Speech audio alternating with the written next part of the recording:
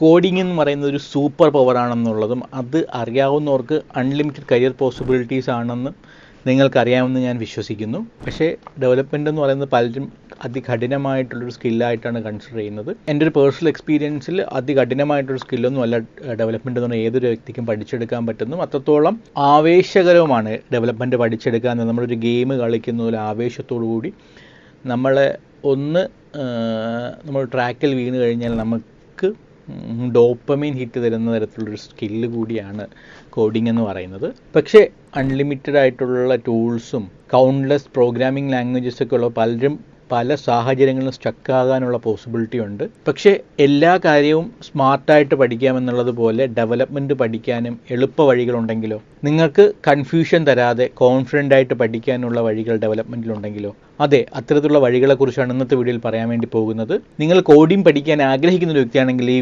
Video ഒരിക്കലും miss ചെയ്യരുത്. ഈ വീഡിയോ അവസാനം വരെ കാണുമെങ്കിൽ I can confidently say that നിങ്ങൾ കൃത്യമായ റോഡ് മാപ്പ്, സ്ട്രാറ്റജി, പിന്നെ കോഡിംഗ് പഠിക്കാനുള്ളൊരു മോട്ടിവേഷനും കിട്ടുന്നതാണ്. സോ ഈ വീഡിയോ ബാക്കി വീഡിയോകൾ കാണും പോലെ കാണരുത്. ഇപ്പം തന്നെ വീഡിയോ പോസ് ചെയ്തിട്ട് ഒരു പെൻ ആൻഡ് പേപ്പർ എടുത്തുകൊണ്ട് വന്നിട്ട് കാണാൻ വേണ്ടി ശ്രമിക്കുക. ഈ ചാനൽ വീഡിയോ ആദ്യമായിട്ട് കാണുന്നവർക്ക് ഞാൻ എന്നെ ഇൻട്രൊഡ്യൂസ് ചെയ്യാം. എൻ്റെ പേര് സാഹിർ. ഈ channel technology, artificial intelligence, data science, data analytics, full stack development, software testing, മെയിൻ സ്റ്റാക്ക്, അക്കൗണ്ടിംഗ്, ഡിജിറ്റൽ മാർക്കറ്റിംഗ് തുടങ്ങിയ വീഡിയോയിലായിരിക്കും അപ്ലോഡ് ചെയ്യുന്നത്. എഡ്യൂ ലേണിംഗിൻ്റെ എയിം തന്നെ ഫ്രഷേഴ്സ് ആയിട്ടുള്ള കരിയർ ഗ്യാപ്പ് എന്നവർക്ക് ഒരു IT കരിയർ എനേബിൾ ചെയ്യുക എന്നുള്ളതാണ്. So once again I am Sahir. Welcome to the new video of Edu learning. Software ഡെവലപ്മെൻറ്റിൽ നിന്ന് സോഫ്റ്റ്വെയർസ് ഡിസൈൻ ചെയ്യുക, ക്രിയേറ്റ് ചെയ്യുക, മെയിൻറ്റെയിൻ ചെയ്യുക, ഡിപ്ലോയ് ചെയ്യുക എന്നൊക്കെയുള്ള മൾട്ടിപ്പിൾ ആക്ടിവിറ്റീസ് കൂടി ചേർന്നിട്ടുള്ളതാണ് നിങ്ങൾക്ക് അറിയാമെന്ന് ഞാൻ വിശ്വസിക്കുന്നു. നമ്മൾ കാണുന്ന സോഫ്റ്റ്വെയർസ് എല്ലാം ഡെവലപ്പ് ചെയ്തെടുത്തതിൽ ഒരുപാട് ഡിഫറെൻറ്റ് സ്റ്റേജസ് ഉണ്ട്. ആദ്യം ഒരു ഐഡിയ ആയിരിക്കും, പിന്നെ അതിനെ ഡെവലപ്പ് ചെയ്തെടുത്ത് ടെസ്റ്റ് ചെയ്ത് ഡിപ്ലോയ്മെൻറ്റ് ചെയ്യുന്നതിനിടയ്ക്ക് ഒരുപാട് സ്റ്റേജസ് ഉണ്ട്.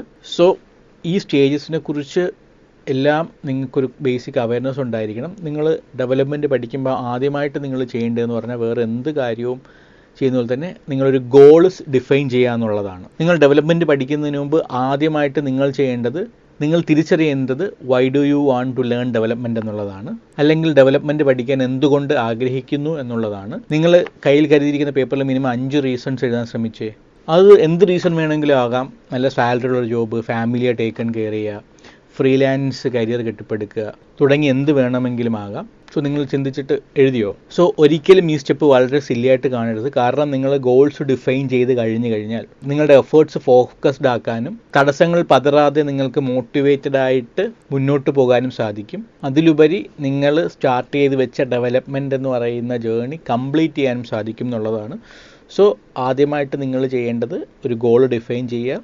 ഒൺസ് മിനിമം 5 റീസൺസ് എങ്കിലും നിങ്ങൾ കണ്ടെത്തി കഴിഞ്ഞാൽ അടുത്ത് നിങ്ങൾ ശ്രദ്ധിക്കേണ്ടത് എന്ത് പഠിക്കണം. നിങ്ങൾ മൊബൈൽ ആപ്പ് ഡെവലപ്മെൻറ്റ് പഠിക്കണോ, വെബ് ഡെവലപ്മെൻറ്റ് പഠിക്കണോ, ഫ്രണ്ട് എൻഡ് പഠിക്കണോ, ബാക്ക് എൻഡ് പഠിക്കണോ, ഫുൾ സ്റ്റാക്ക് ഡെവലപ്മെൻറ്റ് പഠിക്കണം എന്നുള്ള കാര്യങ്ങളിലൊരു കൃത്യതയും വ്യക്തതയും ഉണ്ടാക്കുക എന്നുള്ളതാണ്.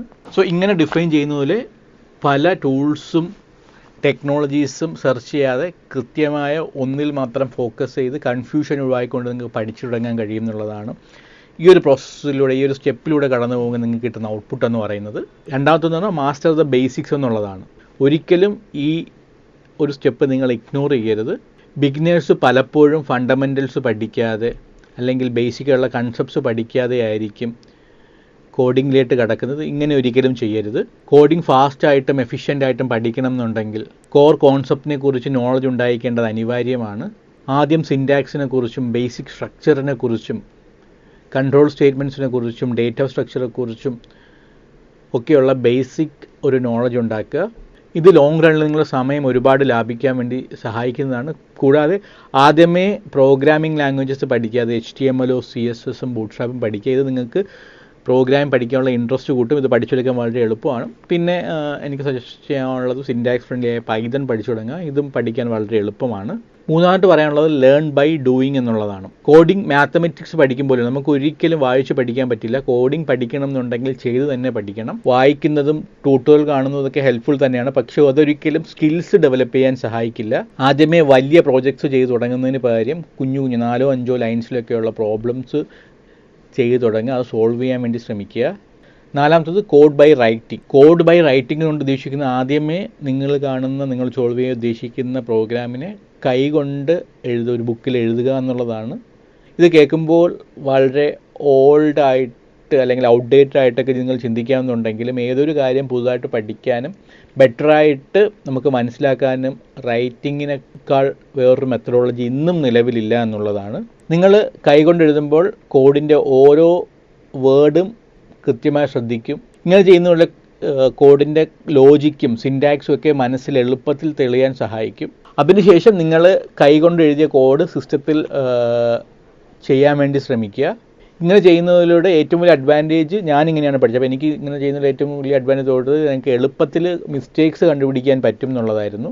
കൂടാതെ പല കമ്പനീസും ഇപ്പോൾ ടെക്നിക്കൽ റൗണ്ട് സിസ്റ്റം തരാതെ പെൻ ആൻഡ് പേപ്പറിൽ സോൾവ് ചെയ്യാനാണ് പറയുന്നത്. സോ അതിനൊരു പ്രിപ്പറേഷനും ആവും ഇങ്ങനെ ചെയ്യുന്നതിലൂടെ. അഞ്ചാമതായിട്ട് നിങ്ങൾക്ക് ചെയ്യേണ്ടത് ഒരു സ്ട്രക്ചർഡ് ആയിട്ടുള്ള റോഡ് മാപ്പ് ഫോളോ ചെയ്യുക എന്നുള്ളതാണ്. ഓരോ ഡെവലപ്മെൻറ്റ് റോളിനും മൾട്ടിപ്പിൾ ടെക്നോളജീസ് പഠിക്കേണ്ടതായിട്ടുള്ള ആവശ്യമുണ്ട്. ഉദാഹരണം നോക്കുകയാണെങ്കിൽ ഫുൾ സ്റ്റാക്ക് പഠിക്കുകയാണെങ്കിൽ നമ്മൾ ഫ്രണ്ട് എൻഡും ബാക്ക് എൻഡും ഡേറ്റാബേസും ഒക്കെ അറിഞ്ഞിരിക്കേണ്ടതായിട്ടുണ്ട്. അപ്പം ഇത്തരത്തിൽ മൾട്ടിപ്പിൾ ടെക്നോളജി നമുക്ക് ആദ്യം ഫ്രണ്ട് എൻഡ് പഠിക്കണോ അതോ ഡേറ്റാബേസ് പഠിക്കണോ അതോ ബാക്ക് എൻഡിൽ തുടങ്ങണം എന്നുള്ളൊക്കെ കൺഫ്യൂഷൻസ് പലപ്പോഴും ഉണ്ടാവാറുണ്ട്. നമ്മൾ കൃത്യമായിട്ടുള്ള റോഡ് മാപ്പ് ഫോളോ ചെയ്യണമെങ്കിൽ ഇത്തരത്തിലുള്ള കൺഫ്യൂഷൻസിൽ നിന്ന് നമുക്ക് ഒഴിവാകാം. നിങ്ങൾക്ക് software testing, data science, AI, data analytics, മേൺ സ്റ്റാക്ക്, ഫുൾ സ്റ്റാക്ക് ഡെവലപ്മെൻറ്റ്സോ ഡിജിറ്റൽ മാർക്കറ്റിംഗ് തുടങ്ങിയുള്ള റോഡ് മാപ്പ് വേണമെന്നുണ്ടെങ്കിൽ എഡ്യൂ ലേണിംഗിൻ്റെ ചാനലിൽ അത്തരത്തിലുള്ള റോഡ് മാപ്പ് ഇതിനു മുമ്പേ ഞാൻ ചെയ്തിട്ടുണ്ട്. അത് നിങ്ങൾക്ക് കാണാവുന്നതാണ്. അത് നിങ്ങൾക്ക് ക്ലിയർ ആയിട്ടുള്ള ക്ലാരിറ്റി കിട്ടുന്നതാണ്.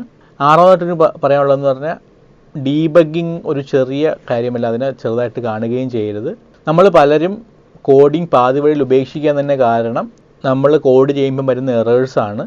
നിങ്ങൾ വിഷ്വൽ സ്റ്റുഡിയോ ആണ് കോഡ് എഡിറ്ററായിട്ട് യൂസ് ചെയ്യുന്നുണ്ടെങ്കിൽ അതിൻ്റെ അകത്ത് ഡീബഗർ എന്ന എക്സ്റ്റൻഷൻ ഉണ്ട്. ഈ ഡീബഗർ എന്ന എക്സ്റ്റൻഷൻ യൂസ് ചെയ്യുന്നെങ്കിൽ നിങ്ങൾക്ക് സിൻറ്റാക്സ് എറർ, ലോജിക്കൽ ഫ്ലോസ് ഒക്കെ എളുപ്പത്തിൽ മനസ്സിലാക്കാൻ സഹായിക്കും. ഇത്തരത്തിലുള്ള എക്സ്റ്റൻഷൻസ് ഇൻസ്റ്റാൾ ചെയ്തതിനു ശേഷം നിങ്ങൾ കോഡിങ് തുടങ്ങിക്കഴിഞ്ഞാൽ നിങ്ങൾ കോഡിങ് ചെയ്യാൻ എളുപ്പമാവാനും നിങ്ങൾക്ക് സ്റ്റക്ക് ചെയ്യാതെ മുമ്പോട്ട് പോകാനും സാധിക്കുന്നതാണ്. ഏഴാമത് പറയാനുള്ളതെന്ന് പറഞ്ഞു കഴിഞ്ഞാൽ നമുക്ക് ഒന്ന് ട്രാക്കിലേക്ക് കഴിഞ്ഞാൽ റിയൽ വേൾഡ് പ്രൊജക്ട്സ് ഏതെങ്കിലും ഒന്നെങ്കിലും ചെയ്യാൻ വേണ്ടി ശ്രമിക്കുക എന്നുള്ളതാണ്. ഇത്തരം റിയൽ വേൾഡ് പ്രൊജക്ട്സ് ചെയ്യുമ്പോഴാണ് നമ്മൾ പഠിച്ച ഓരോ കാര്യങ്ങളും നമുക്ക് ഇൻ്റർ കണക്ട് ചെയ്യാനും ഓരോ കാര്യങ്ങൾ എന്തിനാണ് പഠിച്ചതെന്ന് നമുക്ക് മനസ്സിലാക്കാൻ സാധിക്കുന്നത്. കൂടാതെ ഇത്തരത്തിലുള്ള പ്രൊജക്ട്സ് സോൾവ് ചെയ്യുന്നതിലൂടെ നിങ്ങൾക്ക് പ്രോബ്ലം സോൾവിംഗ് സ്കിൽസ് വർദ്ധിപ്പിക്കുകയും നിങ്ങൾക്ക് ഇത്തരത്തിലുള്ള പ്രൊജക്ട്സ് റെസ്യൂമിൽ ഷോക്കേസ് ചെയ്യാനൊക്കെ സാധിക്കും. അതുകൊണ്ട് തന്നെയാണ് എഡ്യൂ ലേണിംഗിൻ്റെ ഫുൾ സ്റ്റാക്ക് ഡെവലപ്മെൻറ്റിൻ്റെ പ്രോഗ്രാംസിലൊക്കെ നമ്മൾ മിനിമം 10 പ്രൊജക്ട്സ് കുട്ടികളെ കൊണ്ട് ചെയ്യിപ്പിക്കുന്നത്. അപ്പോൾ ഇത്തരത്തിലുള്ള 10 പ്രൊജക്ട്സ് കുട്ടികൾ ചെയ്യുമ്പോഴാണ് അവർക്ക് നോൺ ടെക്നിക്കൽ ബാക്ക്ഗ്രൗണ്ട് വന്നാലും അവർക്കൊരു ടെക്നിക്കൽ സ്കില്ല് ബിൽഡ് ആവുകയും നമുക്ക് നേരത്തെ സൂചിപ്പിച്ചതുപോലെ 1908 കുട്ടികളെയും നമുക്ക് പ്ലേസ് ചെയ്യിപ്പിക്കാൻ സാധിച്ചതും. എട്ടാമത് പറയാനുള്ള ഒരു കോഡിംഗ് കമ്മ്യൂണിറ്റിയുടെ ഭാഗമാകാതെ നമ്മൾ പലപ്പോഴും ഒറ്റയ്ക്ക് പഠിച്ചു കഴിഞ്ഞാൽ നമുക്ക് മടുപ്പുണ്ടാകാനും നമ്മൾ ഐസൊലേറ്റഡ് ആകാനുള്ളൊക്കെ ചാൻസ് ഉണ്ട്. പക്ഷേ നമ്മൾ ഒരു കമ്മ്യൂണിറ്റിയിൽ ജോയിൻ ചെയ്താൽ അതിനൊക്കെ വലിയ തരത്തിലുള്ള വ്യത്യാസം ഉണ്ടാകും. നമ്മൾ കമ്മ്യൂണിറ്റിയുടെ ഭാഗമാകുമ്പോൾ ബാക്കിയുള്ളവർക്ക് നമ്മളുടെ പ്രോബ്ലംസ്, നമ്മളുടെ സ്റ്റക്ക് ആവുന്നതിനെക്കുറിച്ച് ഡിസ്കസ് ചെയ്യാനും ബാക്കി ലൈറ്റ് മൈൻഡഡ് ആയിട്ടുള്ള ആൾക്കാരാണ് കമ്മ്യൂണിറ്റിയുടെ ഭാഗമാവുന്നുള്ളതുകൊണ്ട് അവർക്ക് നമ്മളെ സഹായിക്കാനും ഒക്കെ സാധിക്കും.